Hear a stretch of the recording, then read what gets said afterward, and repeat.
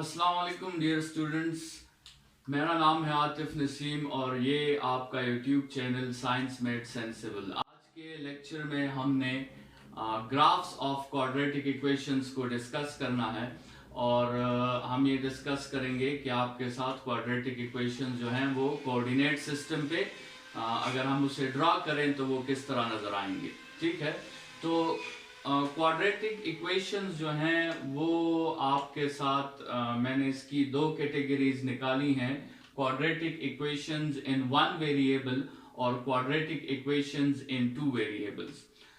Quadratic equation in one variable अगर हमारे साथ हो तो उसके ग्राफ्स को हम पैराबोलास कहते हैं, या quadratic equation in one variable जो है वो आपके साथ पैराबोलिक ग्राफ्स जो हैं वो बनाते हैं। ठीक है, पैराबोलाज आपके साथ 4 टाइप्स के पैराबोलाज होते हैं। इन सारे ये 4 टाइप्स के पैराबोलाज आपके साथ व्हाइट बोर्ड पे नजर आ रहे हैं।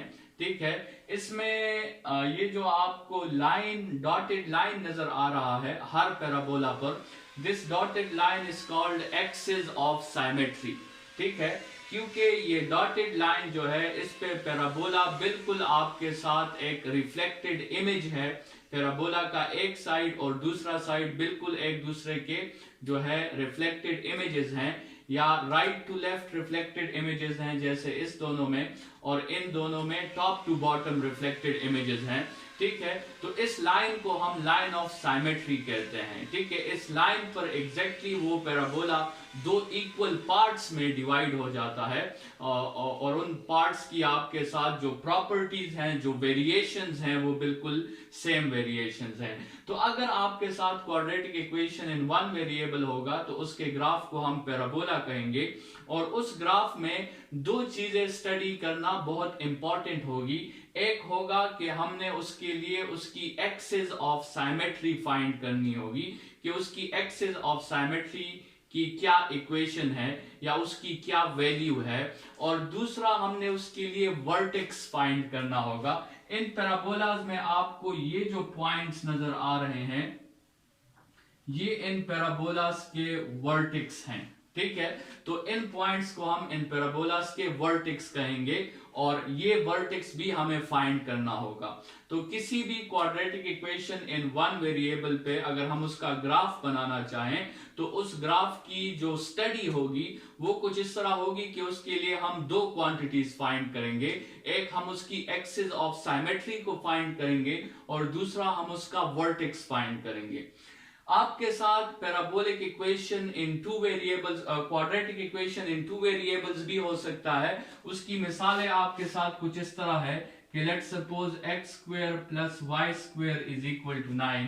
ये आपके साथ एक क्वाड्रेटिक इक्वेशन है जो दो वेरिएबल्स में है। या आपके साथ मिसाल हो सकती है x square divided by 3 plus y square divided by 9 is equal to 1। ये भी एक क्वाड्रेटिक इक्वेशन है, लेकिन इसमें भी दो वेरिएबल्स इन्वॉल्व हैं, x भी इन्वॉल्व है और y भी इन्वॉल्व है। तो ऐसे इक्वेशंस को हम कहते हैं quadratic equations in two variables, और इनके जो ग्राफ्स होते हैं इनके 3 कैटेगरीज के ग्राफ्स होते हैं। कुछ ग्राफ्स को हम हाइपरबोला कहते हैं जो इस शेप का ग्राफ होता है, कुछ ग्राफ्स को हम इलिप्स कहते हैं जो ओवल के शेप का ग्राफ होता है, और कुछ ग्राफ्स को हम सर्कल्स कहते हैं जो आप पहले से जानते हैं सर्कल का ग्राफ किस तरह बनता है। सर्कल का अपना रेडियस, अपना सेंटर होता है और एक ऐसा शेप जिसपे हर पॉइंट सेंटर से इक्विडिस्टेंट हो, उस शेप को हम सर्कल कहते हैं। तो ये 3 किस्म के ग्राफ्स हैं उन इक्वेशंस के लिए जो क्वाड्रेटिक इक्वेशंस हैं, लेकिन उनमें एक वेरिएबल नहीं है, उनमें दो वेरिएबल्स हैं, हाइपरबोला, इलिप्स और सर्कल। इस हाइपरबोला का जो एक्सिस ऑफ साइमेट्री है ये उसकी एक्सिस ऑफ साइमेट्री है। ठीक है, इलिप्स की दो एक्सिस ऑफ साइमेट्रीज बनती हैं। देखिए, आप इस लाइन से भी रिफ्लेक्टेड इमेज बना सकते हैं राइट टू लेफ्ट, और इस लाइन से भी आप रिफ्लेक्टेड इमेज बना सकते हैं अप टू डाउन। तो इलिप्स के लिए दो एक्सिस ऑफ साइमेट्रीज होती हैं, उनमें एक एक्सिस को हम माइनर एक्सिस कहते हैं और एक एक्सिस को हम मेजर एक्सिस कहते हैं।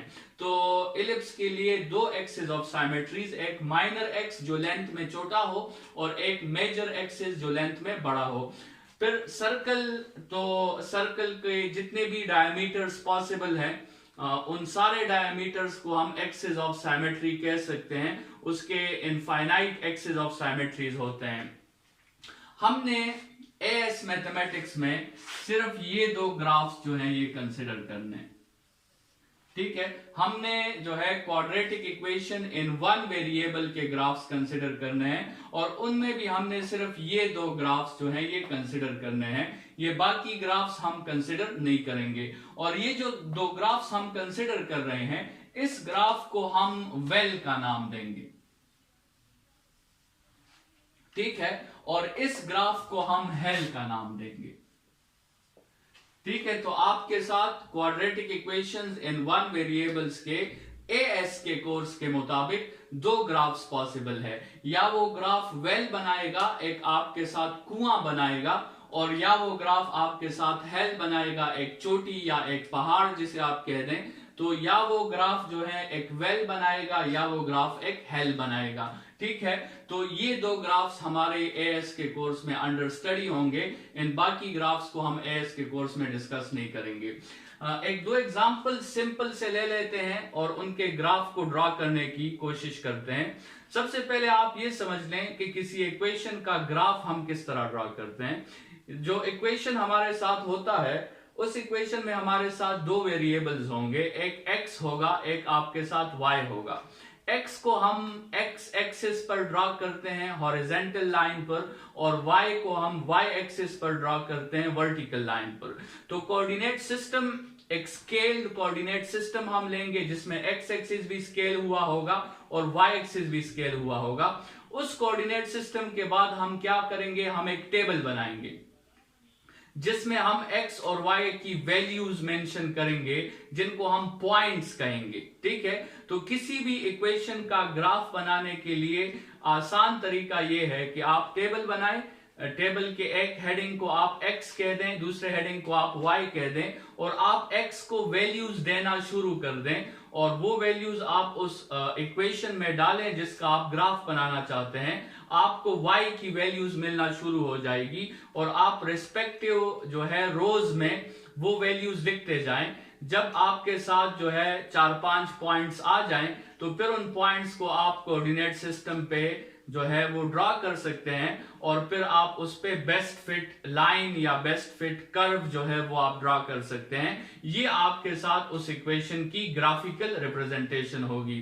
साथ में स्टूडेंट्स ये बात भी याद रखें कि हमारे साथ जो लीनियर इक्वेशंस होते हैं, लीनियर इक्वेशंस का ग्राफ ड्रॉ करना हमारे लिए बहुत आसान होता है। हम बहुत आसानी से लीनियर इक्वेशन के ग्राफ्स ड्रॉ कर सकते हैं, क्योंकि लीनियर इक्वेशंस जो होते हैं वो डायरेक्ट प्रोपोर्शनैलिटी के ग्राफ्स को फॉलो करते हैं, और लीनियर इक्वेशंस का ग्राफ हमेशा स्ट्रेट लाइन होता है, और स्ट्रेट लाइन के लिए आपको मिनिमम 2 पॉइंट्स की जरूरत है। बस आपने 2 पॉइंट्स फाइंड कर लिए, बस आप उन 2 पॉइंट्स को ज्वाइन कर लेते हैं और आपके साथ ग्राफ बन जाता है। लेकिन अगर आपके साथ एक इक्वेशन क्वाड्रेटिक हो या एक इक्वेशन क्यूबिक हो या टू द पावर 4 हो, इस तरह के इक्वेशंस में वेरिएशंस होती हैं, इस तरह के इक्वेशन में चेंजेस होती हैं, और उन चेंजेस को कंप्लीटली अपने ग्राफ पर रिप्रेजेंट करने के लिए आपको फिर बहुत सारे पॉइंट्स जो हैं वो फाइंड करने होंगे, ठीक है। क्योंकि क्वाड्रेटिक इक्वेशन और क्यूबिक इक्वेशन और हायर पावर इक्वेशंस के जो ग्राफ्स होते हैं वो स्ट्रेट लाइन नहीं होते। अगर आपने उसकी एग्जैक्ट रिप्रेजेंटेशन करनी है तो आपने इनफाइनाइट पॉइंट्स ड्रॉ करने हैं, और फिर उन पॉइंट्स को आप आपस में ज्वाइन कर सकते हो। लेकिन लीनियर इक्वेशन में ऐसी बात नहीं है। लीनियर इक्वेशन में आप सिर्फ 2 पॉइंट्स ही फाइंड कर लो तो आप जो है आपकी प्रॉब्लम खत्म हो जाती है। आप उन दोनों पॉइंट्स को ज्वाइन कर लेते हो और आपके साथ ग्राफ बन जाता है। क्योंकि हमारे साथ ज्योमेट्री का एक प्रिंसिपल है कि one and only one line can pass through 2 points. 2 points से सिर्फ और सिर्फ एक लाइन पास हो सकती है, और वही आपके साथ उस लीनियर इक्वेशन की ग्राफिकल रिप्रेजेंटेशन होगी। यहां पर हम लीनियर इक्वेशन को डिस्कस नहीं कर रहे। लीनियर इक्वेशंस को हम डिटेल में डिस्कस करेंगे ज्योमेट्री के चैप्टर में। कोऑर्डिनेट ज्योमेट्री भी हमारा एक लर्निंग ऑब्जेक्टिव है, वहां पे हम लीनियर इक्वेशंस को कंप्लीटली डिस्कस करेंगे। यहाँ पर हमारा मकसद क्वाड्रेटिक इक्वेशंस हैं, तो मैंने एक सिंपल क्वाड्रेटिक इक्वेशन उठाया है y is equal to x square.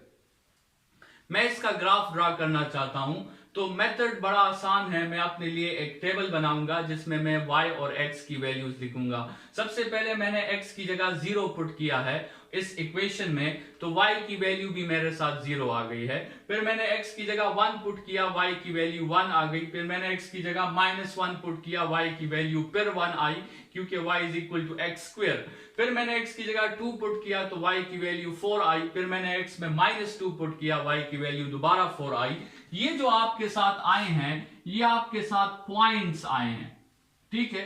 आप इन सब पॉइंट्स को ग्राफ पे ड्रा कर लो। आप 0 0 पॉइंट आउट कर लो, 1 1 पॉइंट आउट कर लो, -1 1 पॉइंट आउट कर लो, 2 4 पॉइंट आउट कर लो, और 2 -2 4। जब ये सारे पॉइंट्स आप जो है ग्राफ पे रिप्रेजेंट कर लोगे, तो फिर आप आसानी से इसका ग्राफ जो है वो ड्रा कर सकते हो। यहां पर आपको एक बात का अंदाजा हो गया होगा कि y is equal to x square जो है वो आपके साथ वेल का ग्राफ बनाता है, ठीक है। और इसका अगर आप वर्टेक्स देख लें, तो इसका वर्टेक्स आपके साथ क्या है? इसका वर्टेक्स आपके साथ 0 0 है। इसका वर्टेक्स आपके साथ ओरिजिन है, ठीक है। और अगर इसकी एक्सिस ऑफ साइमेट्री आप देखो, तो इसकी एक्सिस ऑफ साइमेट्री जो है वो y एक्सिस है, और y एक्सिस का इक्वेशन होता है x is equal to 0। y axis का इक्वेशन क्या होता है? x is equal to 0। इन इक्वेशंस को हम कोऑर्डिनेट ज्योमेट्री में फिर डिटेल में डिस्कस करेंगे। फिलहाल इतना याद रखें कि y एक्सिस का इक्वेशन होता है x इज इक्वल टू 0, क्योंकि ये लाइन जो है इस पे हर पॉइंट पे x की वैल्यू आपके साथ 0 होती है, और इसीलिए इसी का इक्वेशन हम इस तरह लिखते हैं कि x इज इक्वल टू 0।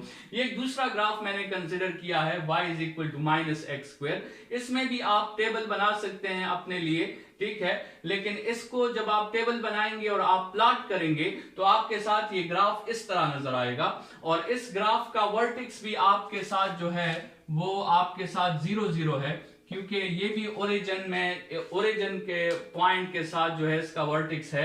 और दूसरा, अगर आप इस ग्राफ को देख लें, तो ये ग्राफ आपके साथ हेल का ग्राफ बना रहा है। ये एक चोटी या एक पहाड़ की तरह ग्राफ बना रहा है, और इसका भी आपके साथ एक्सिस जो है वो y एक्सिस है, तो इसकी एक्सिस भी आपके साथ है x इज इक्वल टू 0, ठीक है। यहां पर आपको स्टूडेंट्स एक बात समझ आ जानी चाहिए कि क्वाड्रेटिक इक्वेशन में जो एक्स स्क्वायर का कोफिशिएंट होता है, जिसे हम a से रिप्रेजेंट करते हैं, अगर वो एक्स स्क्वायर का कोफिशिएंट पॉजिटिव हो तो ग्राफ आपके साथ वेल बनता है, और अगर वो एक्स स्क्वायर का कोफिशिएंट आपके साथ नेगेटिव हो तो फिर ग्राफ आपका हेल बनता है। तो ये जो है एक लर्निंग रूल है कि आप इक्वेशन को देख के ही बता सकते हो कि इसका पैराबोला जो होगा वो वेल होगा कि हेल होगा। अगर आपके साथ एक्स स्क्वायर का कोफिशिएंट जो है अगर वो पॉजिटिव है तो वो वेल बनाएगा, और अगर एक्स स्क्वायर का कोफिशिएंट आपके साथ नेगेटिव है तो फिर वो आपके साथ हेल बनाएगा। नेक्स्ट लेक्चर में इसी ग्राफिकल एनालिसिस को हम कंटिन्यू करेंगे। फिलहाल के लिए इतना ही। Thank you students.